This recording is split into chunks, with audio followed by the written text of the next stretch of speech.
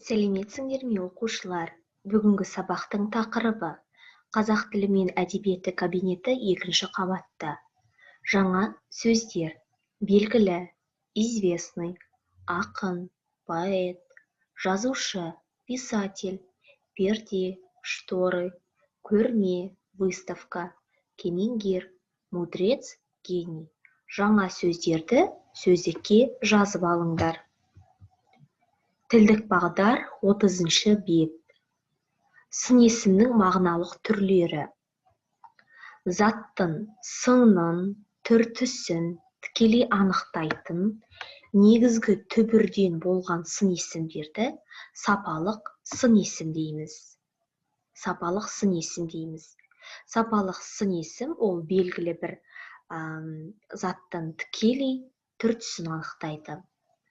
Ал белгілі бір заттың сырын, сипаты мен белгісін басқа бір заттың қатысы арқылы білдіретін сын есімдерді қатыстық сын есім деп аталады. Қатыстық сын есімдер жұрнақ жалғану арқылы жасалады. Мысалы, өнер, өнерлі, орман, орманды, қала, қалалық. Мысалдарға назар аударайық. Сапалық сын есім ол көк, жақсы, жаман, ащы, жап-жасыл, жақсырақ, тікелей түр-түсін анықтайды.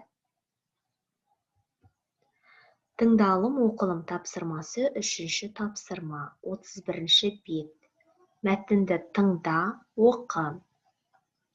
Бүгін Әлібек мектепке ерте келді.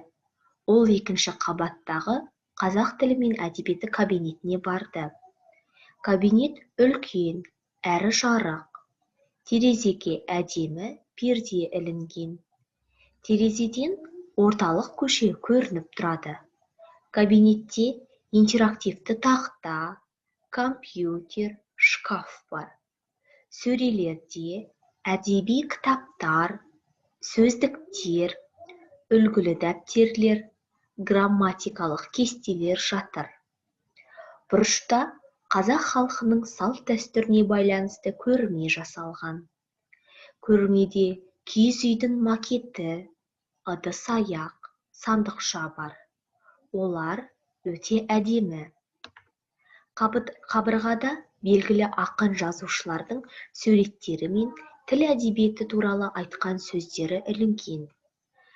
Әлібекке Мағжан Жұмабаевтың «Қарағым, оқу босқа жүрме, ойынға құр қаларсың көңіл бөлме, жасынан оқу оқып, өнер қуған, жан жетпес, көңілі жүйрік кемеңгерге» деген өлең жолдары ұнайды.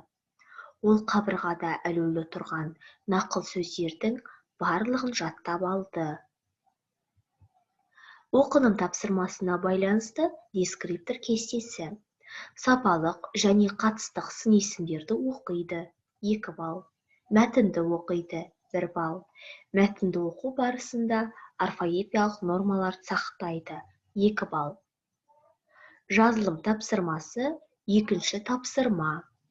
Көп нүктенің орнына керекті әріпті қой, сөз тіркесін көшіріп жаз.